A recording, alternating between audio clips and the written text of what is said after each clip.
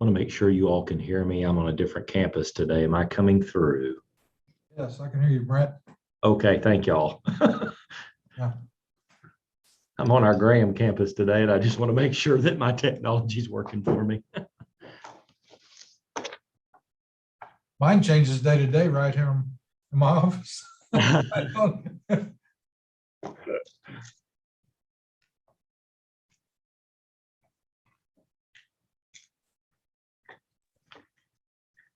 Brent, is there a way that we will have access to those targeted occupation charts when we finish whatever process we're going through? Will there be a way that we can obtain those to look at them? And Absolutely, we can do that. I know that coordinating board staff will probably be willing to help share whatever the work group is getting out today and tomorrow and some things like that. We'll cover that, Jim. yeah, I think in the past we had, on the last formula committee I was on, it was just a total list of targeted occupations. It wasn't Right. It wasn't broken down into the 5 groups that we looked at, I think, which is really well. Good. Well yeah. I'm going to, it looks like 2 o'clock, folks. We are live, so I'm going to call the meeting to order. Officially, I'd like to call the Community and Technical Colleges Formula Advisory Committee meeting to order. Again, my name is Dr. Brent Wallace, Chancellor, North Central Texas College, and I am serving as the committee's chair.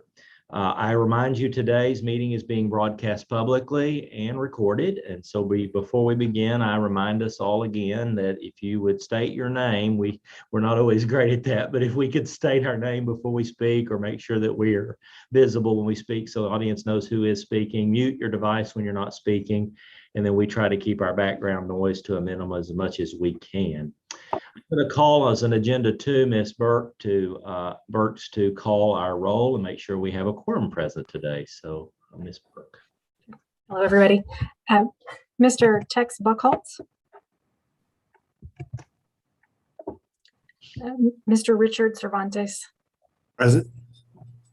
Ms. Terry Crawford. Here. Ms. Mary Elizondo.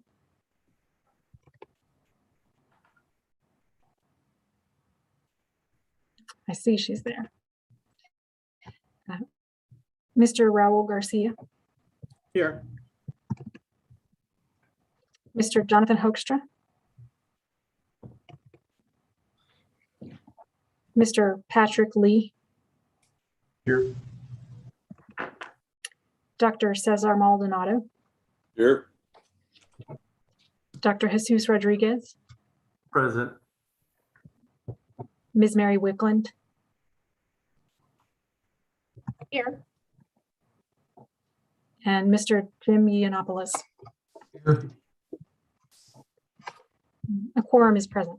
And for the minutes, Mr. Buckholtz has joined us, looks like, as well. Did we miss anybody? Looks like we're good now. Perfect. Thank you for being here today. This has been a lot of work, and I know it continues to be a lot of work. And so we're going to move to item 3 quickly, which is the consideration and approval of our minutes from the meeting held on November 17th. A draft was included in your agenda materials. Does anyone have any kind of questions, corrections, comments? Reviewed those? Okay. In that case, I would accept a motion to approve those minutes from anyone. This is Jim Yiannopoulos. I'll make a motion. Okay, do I have a second from Richard Cervantes? I'll second that. All right, any further commentary, corrections, or any other comments? Hearing none, those in favor signify, if you could, by saying aye or waving your hand. Aye. That works. Okay. And the easier question, anyone opposed? That's an easier way to handle these virtual meetings, I think. So hearing none, those pass. Thank you so much. And a continued appreciation to coordinating board staff and Ms. Burks on her keeping those for us and keeping us in line. So thank you so much for that. Our next agenda item is leading right into the business of the committee, and that's discussion of the commissioner's charges to the committee. I want to, with your permission, I think what I'd like to do, and please, if we need to do this in different order, is I think I'd like to go ahead and skip to charge 4 if we could. Dr. Rodriguez, I think that's something we all are thinking about right now, to sort of begin to put some endpoint to that, and that is affecting some of the work group 1 work Richard has been and his team has been thinking of hearing from 4 before they finalize number 1. So with your permission, Roberto, if you don't mind maybe starting us where we are, and we'll go from there. Does that sound good to everyone? All right, Dr. Rodriguez, if you want to give us an update, sir. All right, thank you. First and foremost, I really do want to thank the entire group for working on this one. It was a monumental task, and special kudos to Ms. Burks and Emily and her staff and the Texas Association of Community College staff putting it together.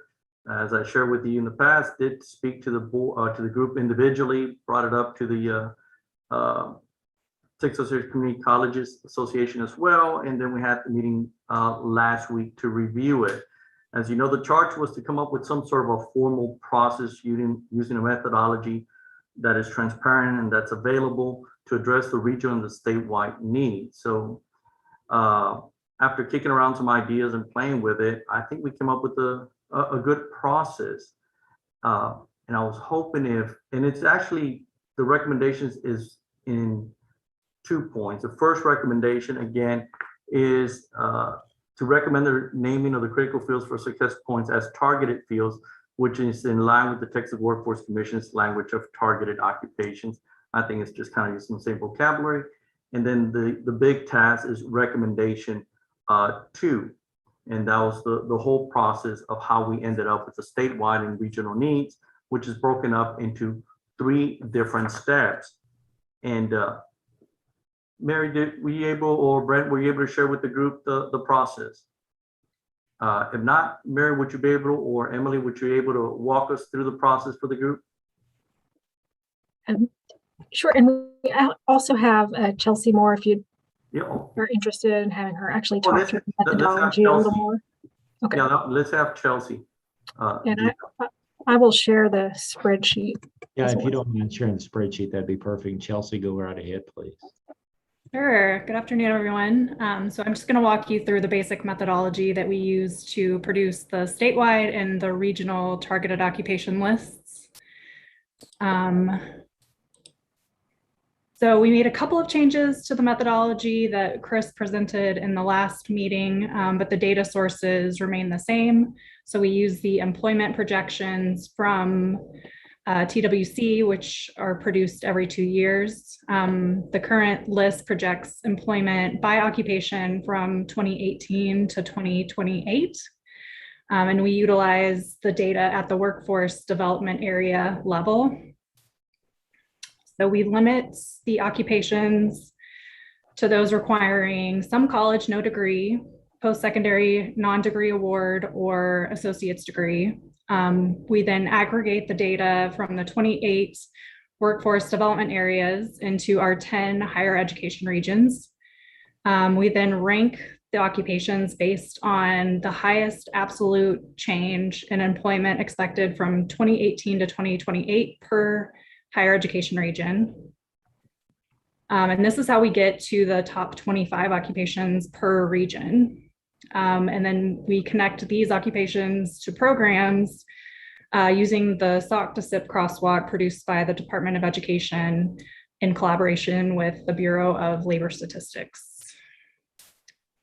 So if an occupation shows up in at least 7 of the 10 regions' top 25 lists, and has a mean wage that's higher than the state's median of just above $19 an hour, they're included on the statewide list. And if an occupation shows up on a given region's top 5 list and has a mean wage above the state median, they're included in the final regional list. And for most regions, the top 5 is actually covered by the statewide list, but you'll see some additional occupations and programs do show up for Northwest, Southeast, and West Texas. And that is the basic methodology, but I'm happy to answer any questions.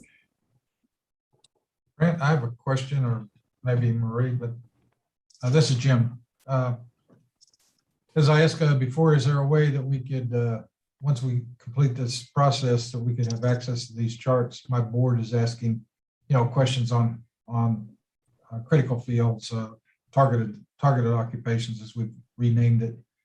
So it's easier to explain with the charts than it isn't without them. So that's my ask, but no comment. Great presentation. Marie, do you want to comment to that? I think we're good with that, Jim. There's a little bit of lag time between their official status and the work we've done as far as the committee. But Marie, did you have something there? No, I can share this after the meeting. I was just wasn't sure if we were ready to go sharing with everybody yet. So that's the only reason I didn't, but I can share this after the meeting. I think one of the things we needed to do is sort of make sure that we're all comfortable with that. And if it passes this committee, then for sure be able to say this is what passed the Formula Advisory Committee, and then narrate that back to your constituents, Jim, in that regard would be easy enough. Roberto, do you have any kind of concluding kind of comments about the work? And this has been a heavy lift, as you already mentioned. This is a lot of work. And then if we're in a point where the committee work group would like to make that in the form of any form of motion to get us to where we can get to discussion, we'd also entertain that. But Dr. Rodriguez, do you want to close kind of on your thought? Well, I'm gonna try to simplify a little bit more, and correct me if I'm wrong, but you take the top 25 based on the criteria from each region, then you cross-reference each region's top 25.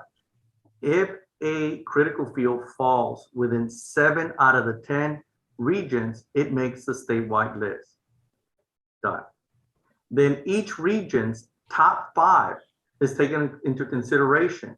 So your top 5 from that region are crosswalked with the state list. And when we did that crosswalk, we realized that the majority of the region's top 5s were being addressed by the statewide list. However, if for whatever reason your top 5 in the region did not make the statewide list, we created the regional list. And I'm looking at it, and 1, 2, 3, 4. There was actually 4 new critical fields added when you did the second step, and 1, 2, 3, 4, 5, 6, 7 were already being addressed. So to me, the process hopefully will be able to address the statewide need as well as the regional need for the funding. Now, so that was a process to address the regional and the statewide needs. The one thing that I did not address as a group that we did not address is how do we address the emerging fields, the emerging industries, right? Because they might still not be captured. And at this point, I think it'll be maybe make that recommendation for the next committee on that one to address the emerging fields. So before we move forward, any questions, any comments, or both if you agree or if you like the plan, let the work group know. If you have concerns, let us know. Any comments? I'm sorry, can I take a look at that list real quick again? It looked really good, by the way. Just want to spot check a few things, please. Sure.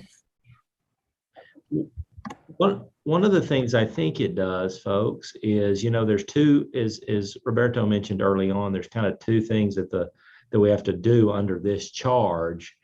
And that is,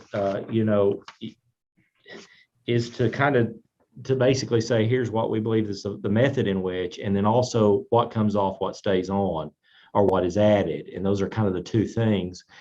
And part of that charge, if you read back initially, is to make it somewhat, and I'm trying to think of the words,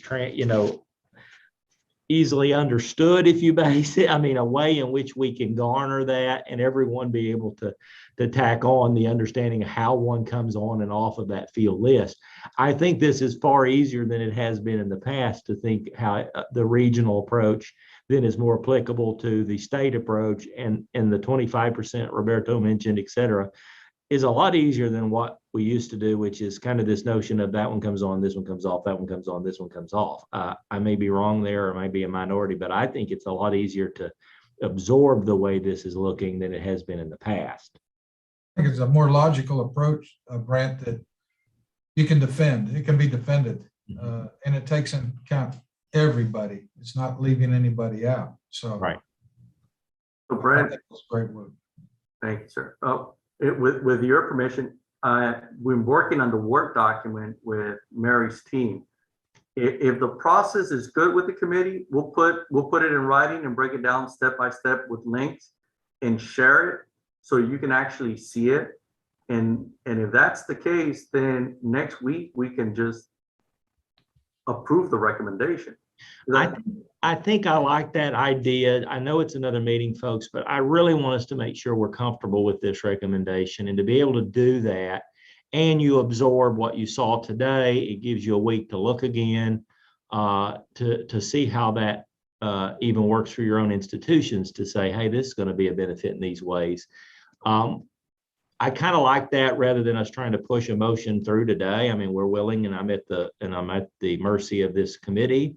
But I think it gives us the transparency if everyone's still willing to meet next week for a quick official vote on this one. And it may be, as we go through the other work groups, we've already kind of passed the motions for 3 of these, unless there's some tweak to anything. Those are done. I think it also gives then Richard and his work group an ability to make sure they're aligning the way they wanted to as an official final for charge 1. But concerns about that, any of you? I think looking at it, making sure we're good with it, making sure our data looks pretty, and that we have that itemized, so to speak, by how that's evaluated isn't a bad idea. But I like that idea, Dr. Rodriguez. Dr. Maldonado, you have your hand up, I believe, sir. Yes, Brent. I know there's a meeting scheduled for next week. I've got a conflict. I've got a board meeting on that day. So I want to, for the record, indicate my support for what was presented today. And I'm supportive. Certainly will accept any tweaking that improve what's being presented. But I appreciate all the work that staff and Jesus and the team put in on this test group 4, and just wanted to have that on the record. Thank you. Sure, appreciate that very much. Terry, you have a comment? Yeah, I just wanted to ask a question, Roberto. So I'm looking at this list and like some of the legal and that sort of thing, they seem to have the same occupation. Are you going to maybe collapse some of those so that paralegals and legal assistants aren't on a list twice? Or I guess I'm just curious how that works. Well, on the SIP, we're trying to not narrow it down too much on the 6th digit. That's very specific. So we were thinking more on the 4-digit SIP that can be more inclusive.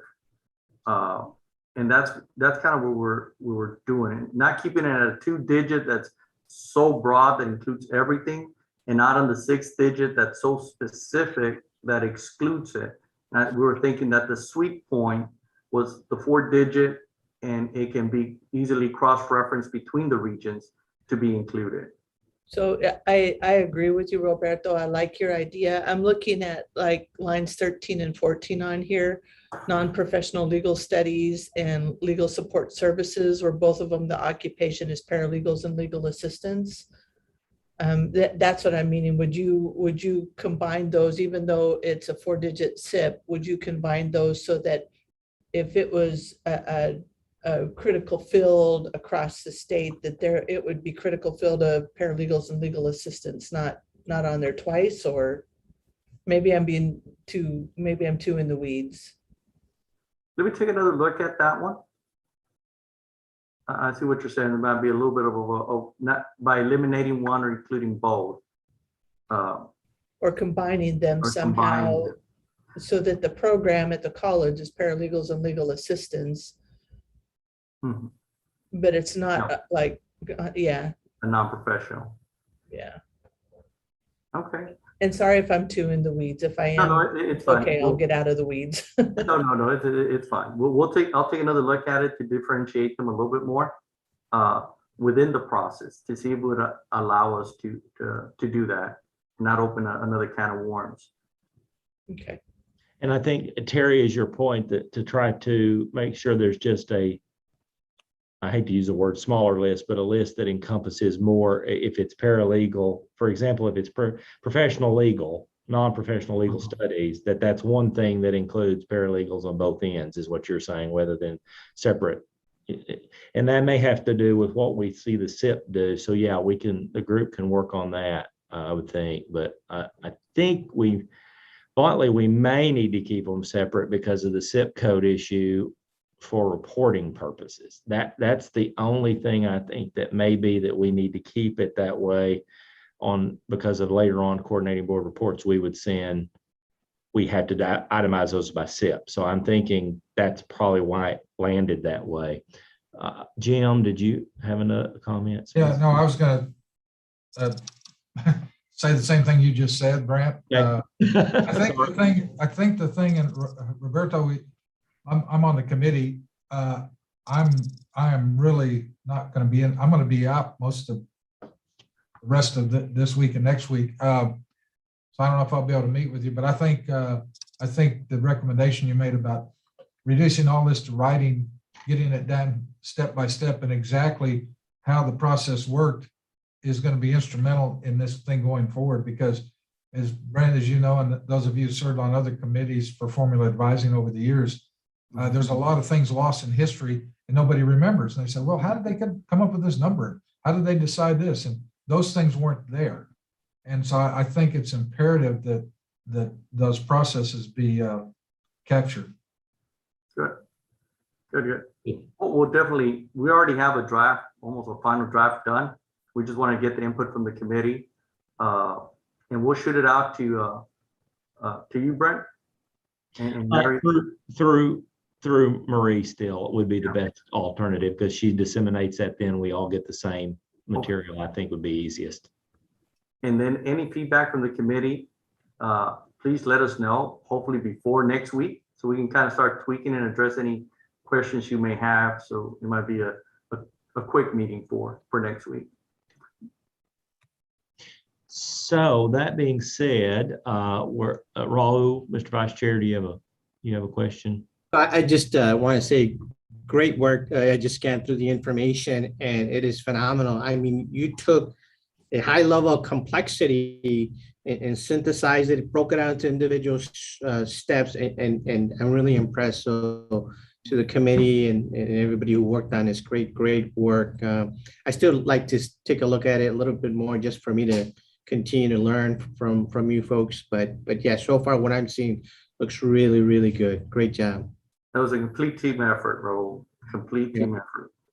Well, and for the record, I'd like to say, add to that, I think it was awesome to see the relationship between this committee, the coordinating board staff that have been so great, the tax staff that added Chris Fernandez work that helped kind of undergird this. I think that's a really good example, folks, of how when we all get together, we can really make something work so well. And so I applaud the whole effort of that too, Roberto, for you getting those different constituency groups together. Thank you for that. You're welcome. So we're going to table 4, and that way we can get the information out. You can kind of absorb this next week on that. And I'd like to move then back into more of the order as we look at charges, and move to charge 1 again. And Richard Cervantes, Mr. Cervantes, kind of giving us your updates, and if we need to move forward, or if we want to table and move that to the week later, or what you think we should do there, I open that to you, sir. Thank you. I'm unsure about the answer to that question. It does.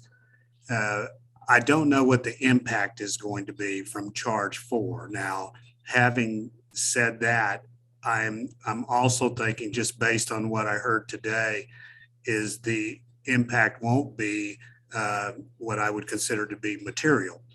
So I think, those are very important things. And I think what charge 4 did was tremendous. but I don't think it's going to have a huge impact on what we recommend. So having said that, if we're making a recommendation, the only drawback that I would have is that we still would not be giving you numbers because we don't know yet what that exact number would be. And that's my accounting side to me saying I want to match something up. But otherwise, I don't have a problem going through these and making a recommendation. I don't know what the rest of the group might say if they think otherwise. Open for conversation. Members of the coordinating board staff, do you see any issue with us moving forward with those, and then even looking at where the numbers might fall that next week, if we believe that's something that would tweak, or what are your thoughts, Marie? Do you? So my understanding from the recommendation is that all the current critical fields would still be considered, but we would be adding those new critical fields for the statewide or rather targeted for statewide, as well as there are a few regional or fields that would be added specifically to those regions. So I have checked with the team, and we're trying to have that data early next week so we could see what the success point impact would be. So I'm really hopeful that when we meet next week, we could give you a sense of what the impact is of adding those additional fields.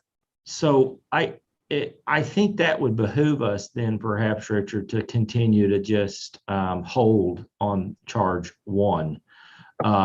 But you all, please, Raul, you had your hand up, Dr. Garcia. No, doctor, but Mr. Garcia.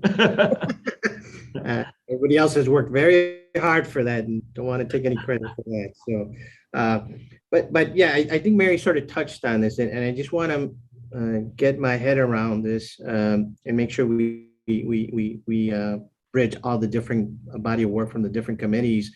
When I think about the body of work that was done for Charge 5, the certificate programs, and how we identified or developed a framework for identifying that those certifications.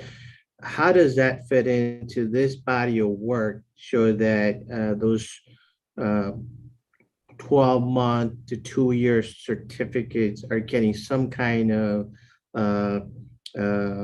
funding for it, if that makes sense? Because I think there may be some certification programs that are out there that are not receiving any type of funding, and it's probably not part of the charge, but I'm just wondering if that's somehow addressed or not, if that makes sense. Well, and that's where we may want to see where that lands. Cesar, the work group 5 did a lot of work there, and included in that the Occupational Skills Award. Cesar, did you have maybe a comment you wanted to make on that? Well, yeah, and that's really a good question.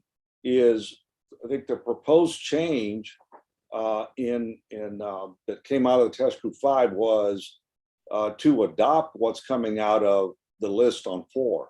Mm-hmm. Right. So by being we expanded the language to include the recognition of what test group 4, that methodology, comes up with. So I think at least it's my understanding of where we are on it, that we're inclusive of the results that comes out of 4. I agree. So in that regard, Richard, I don't think here's my dilemma, folks. I want to make sure we will have an established quorum next week, because we don't want to postpone these two. Ideally, we don't want to not have that quorum and not be able to finalize these big pieces, honestly, and then have to return in January, perhaps. I'm okay with returning in January if we decided that's what we needed to do, but we were trying to get this work done next week.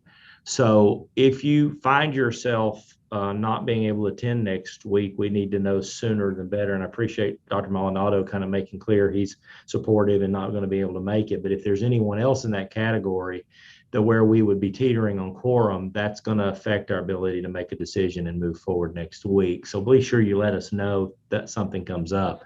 But I think we're better suited to look where the numbers fall personally, and then just hold off on 1 and 4 one more week, and then approve those 4 and then see where that does, and then go return back to 1 and get it approved. But I stand to the committee's what you all would like to do, your opinion on that. Brad, I would concur with that. Okay. The only, I was trying to think of a middle ground. I was trying to find the middle ground. And there are different aspects of the task 1, the charge 1, that are somewhat, they're not a part of what is going to feed into it from 4, core as an example. Mm-hmm. But I have also said all along that I felt uncomfortable taking pieces of it in a piecemeal situation until we could see the big picture. Right. Because it may be that we think that there's too much over here and we're going to do something different over here. Our recommendation right now, just on the base of what we have, is over $4 billion. And that's a pretty healthy increase over what we had before. And I don't know how much more this is going to add to that. That's a question mark I have in my mind. Richard, would you remind us again, just so that we kind of can be thinking again this week? I said 2. I'm sorry, 2. I'm doubling the 2 billion, right? 2 billion, not 4 billion. We'll take 4. 2 billion. It's a nice round number, Mr. Chairman. I mean, I like 4. If we vote on that, we can vote right now. But yes, the 2 billion. But one of the things, remind us again where we're sitting with the committee's the work group's recommendation on core over per institution. Is basically adopting the same approach that we had last year, or the last time that we had met, to bring it up. And I've got the numbers here. I don't want to quote it incorrectly. Well, that's me. I should look at my notes. Bring it up to $100 million. I think we had 68 before, and we were going to add the 32 and bring it up to $100 million, which is the same recommendation that had been made by the last advisory group. Right. So I do think we have an opportunity while we're here today in captive to have conversations around subsets of group 1. If there is, since that first meeting where they came back with that, is there any question around, for example, core today? Is anyone, are we good with in at least acclamation with the basically that equals 2 million per each of the colleges over the biennium? That helps. I would argue that helps a lot your rural and smaller based colleges, but is not as impactful to your larger community college institutions. I mean, that's just what it is, where contact hour is going to probably mean more to a larger community college than it does core. And that's just the way the cookie crumbles sometimes. But are there comments around that? Because we want to have those probably before we get here next week. And if someone says, I really have a problem, or I think that's good, or I mean, the core is the easiest probably of those to have a conversation of right now because it's flat numbers. Questions or comments?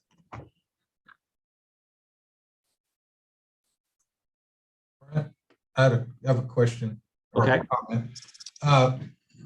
Relative to next Wednesday, I'm going to be traveling on Tuesday. I have a board meeting here on Tuesday, and I travel right after the board meeting. I have another board meeting on another board I'm on.